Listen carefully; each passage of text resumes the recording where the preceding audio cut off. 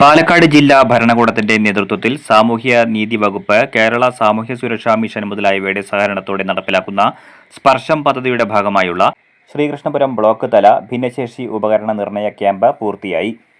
276 പേർ വിവിധ സേവനങ്ങൾക്കായി ക്യാമ്പിലെത്തി.